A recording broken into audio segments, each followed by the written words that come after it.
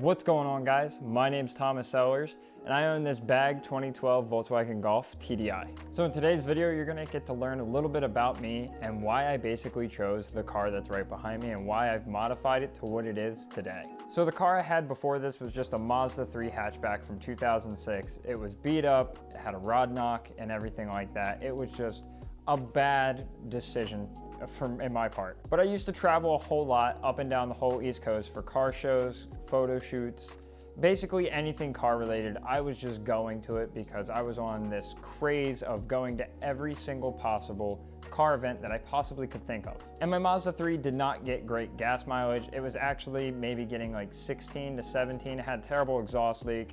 The head was blown, valve tapping. It was just so bad. So when the time came to get a new car, I knew I had to get something that was good on fuel mileage, that was reliable, and that I know that could last me a long while. In my head, I originally wanted a Mark IV Volkswagen Golf TDI, because if you ever think about it, those Volkswagen Golf TDIs last forever. But then I thought to myself, I don't want something that old because I already had problems with all my other cars because I kept buying older cars, and it was just an endless cycle of buying a new car every year or 2 years. So I decided to get this 2012 Volkswagen Golf TDI, and let me tell you this, best car I've ever owned, hands down, no question about it. I bought the car when it had 71,000 miles on it, bone stock, nothing done to it, not even a scratch or anything like that. I mean, there was problems with the headliner and stuff like that, but I ended up getting the price down. I got it for a good deal. And the reason that I got this TDI instead of a Mark IV TDI was due to the reasons of having less miles than a Mark IV would. And if you know anything about diesel engines or TDI engines within Volkswagens,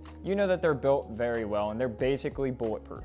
So I was getting 40 miles per gallon. It only take me about $35 to fill up the entire fuel tank. And I could basically travel anywhere I wanted and know for a fact that I'd have great fuel mileage and not ever have to fill up as often as I would if I had a gas car. But before I do get into the video today, big shout out to Jason at What in Detail Nation for letting me use his shop to let me record all of this. And honestly, if it wasn't for him, I wouldn't be able to make this video. I personally don't have a garage space and he does, and this has just helped me out a crap ton. So link down in the bio to check him out for all your detailing needs. But when I bought this car, I never really thought about modifying it. I honestly was just gonna keep it bone stock and just, have money come in and not worry about modifying my car. But here we are, I have it now, and it's pretty modified, not over the top modified, but to a point where I think it can still grow. So let's go ahead and break it down of what actually is all done to it. My most recent modification that I've done to it is the underglow, brought to you by LowGlow. If you guys want to get your own underglow like this, there's over 200 settings and everything like that. There's a link down in the description to go get your own. But the underglow is definitely off the top of my head and just something completely random.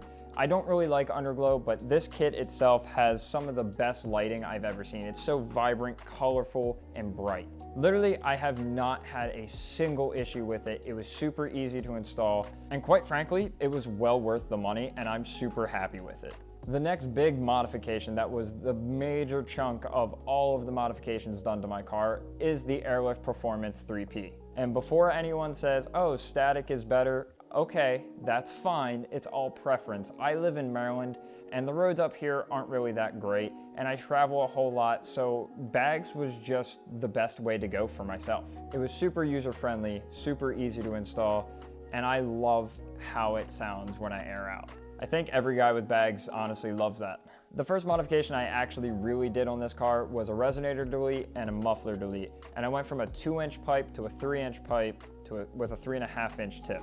Note, my car still has DPF and EGR, and that's fine. I do plan to delete it at some point. Just now just isn't the right time for me. So I still have a stock down pipe, just a bigger pipe in the midsection to the end of the exhaust. It helps my turbo breathe better, and if you guys know diesels love to breathe air, so my car might not have gotten louder, but my turbo noises did.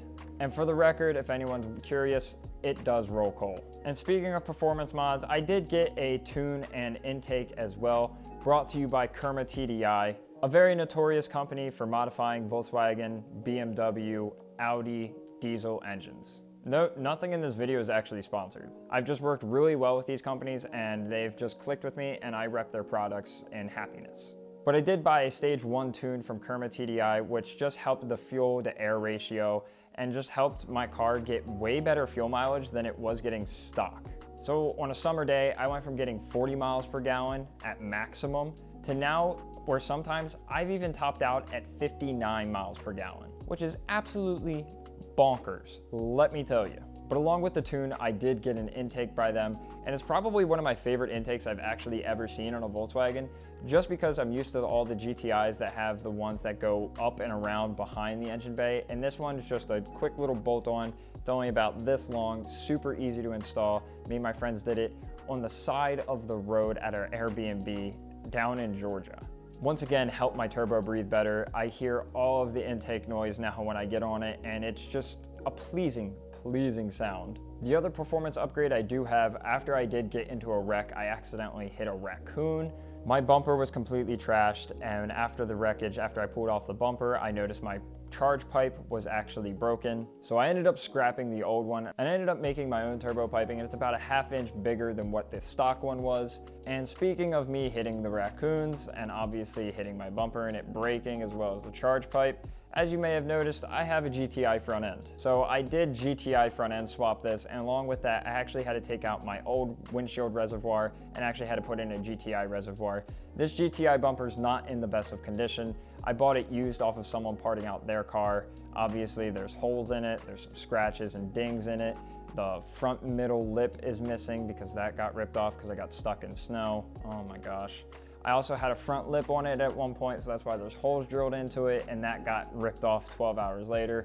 Note to self, kids, don't drive low. So this bumper has basically seen hell and back, but it's still sticking with me, and until I decide what I'm going to do with it, if I want to, buff it down and, get it repainted and, make it look brand new again, or do I just want to spend the money and just buy a new bumper? But regardless, I do love the look of the GTI front end. It was definitely super killer for me, mainly with the LED fog lights. They're so bright, and it's honestly something that I wish I would have done earlier and gotten rid of my Golf front bumper just because it didn't fit my aesthetic. It looked ugly, no front lips fit it, and it was just ugly. But speaking of cosmetic mods, I also do have a handful more of cosmetic mods, which are my Maxton D side skirts and side skirt extenders.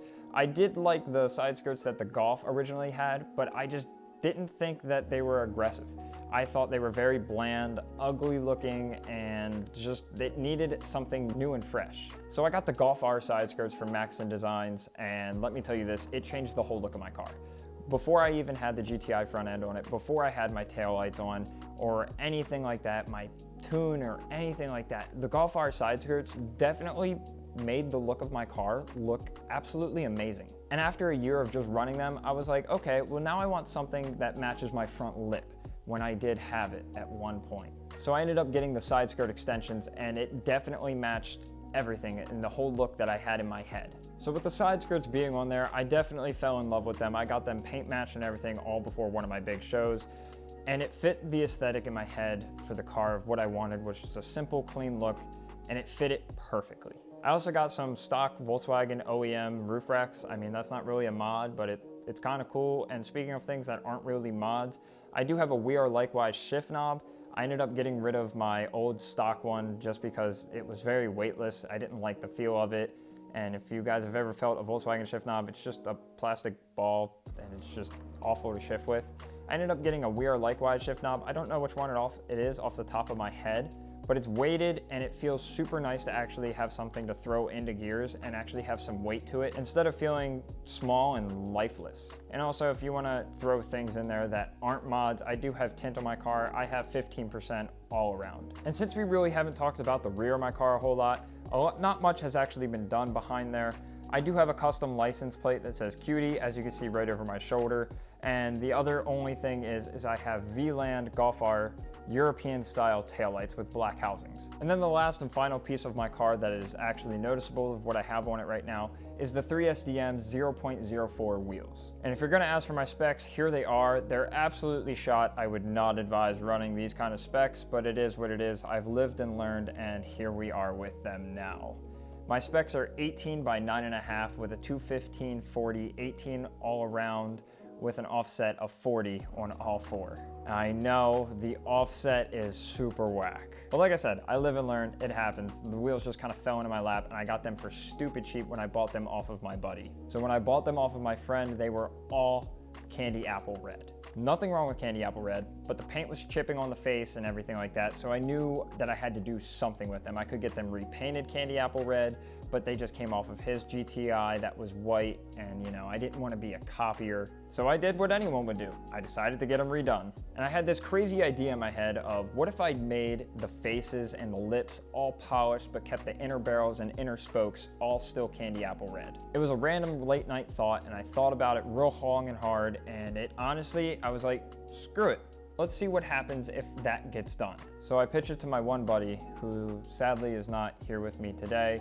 And I told him all about it, and we kept sitting there and just picturing it in our heads of what the wheels would actually look like with polished faces, polished lips, with candy apple red centers. And next thing you know, he just looked at me and told me, you should do that. That would be absolutely killer and look super good on your car. And I was still real hesitant and everything like that. But a little while later down the road, he actually passed away, and he never actually got to see the wheels get done. So when that happened, I made a promise to myself that I would at least do it for him, and I got my wheels completely polished, all from my buddy Jason here at What in Detail Nation. But I got them done, and I put them on the car, and I couldn't have been happier. But that's a little bit of a story of all what's done to my car, and for future reference, it's not done yet. So hopefully you guys can follow me on this journey of seeing where my car takes me and what it can become and what I become as a person as well. So if you guys definitely like this video, be sure to slap a like and comment down below. It definitely helps me out a lot. And be sure to subscribe with the little notification bell rung. Once again, the support is immense and I appreciate it. Every single bit of it. It definitely does help me out a whole lot.